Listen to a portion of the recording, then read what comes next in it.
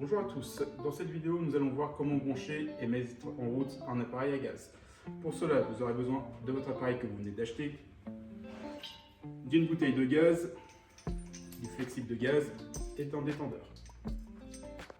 Avant toute chose, pour les bouteilles de gaz, surtout quand vous venez de l'acheter en hiver, il faut bien laisser réchauffer celles-ci, c'est-à-dire qu'ils sont stockés à l'extérieur et il vous faut un minimum de 2-3 heures à température ambiante pour pouvoir faire l'évaporation du gaz.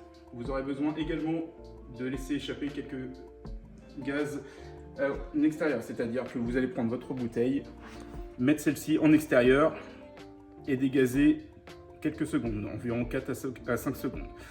Cela a pour but de laisser échapper les bulles d'air qui peuvent être présentes et les impuretés qui peuvent être également présentes dans la bouteille.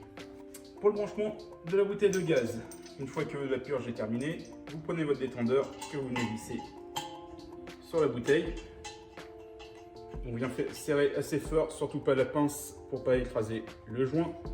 Pour le tuyau à gaz, méfiez-vous, vous avez un sens à respecter selon les fournisseurs et une date de remplacement à effectuer tous les 5 ou 10 ans selon les constructeurs. Ensuite, vous venez mettre votre tuyau sur votre détendeur. Même chose, bien serré à la main, surtout pas à la pince. Une fois ça, vous avez plus qu'à connecter l'embout du tuyau sur l'appareil. Pour brancher maintenant la bouteille à l'appareil, on va retirer le support de bouteille juste en tirant dessus. On prend le tuyau et on vient raccorder celui-ci à l'intérieur. Même chose que les deux précédents raccords, toujours à la main, jamais à la pince. Pour terminer l'installation de la bouteille, on prend celle-ci, on vient mettre dans l'appareil. Faire attention toujours au tuyau et on vient remettre le support de celle-ci. Maintenant que la bouteille est en place, nous allons ouvrir celle-ci pour la mise en route. Pour ça, j'ouvre ma bouteille et j'appuie sur le bouton d'armement du détendeur qui se trouve généralement en dessous. Vous devez entendre la pression se faire.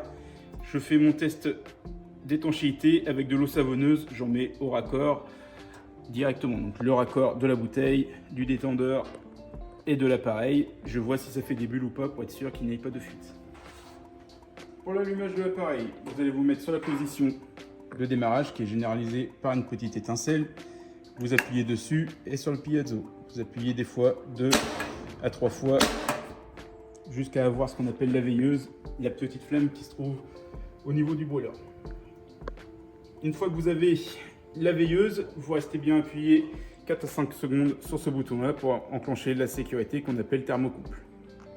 Pour changer les positions, une fois que vous avez donc terminé avec l'allumage, vous appuyez sur le bouton et vous sélectionnez la température que vous souhaitez, c'est-à-dire soit le niveau 1, le niveau 2 ou le niveau 3.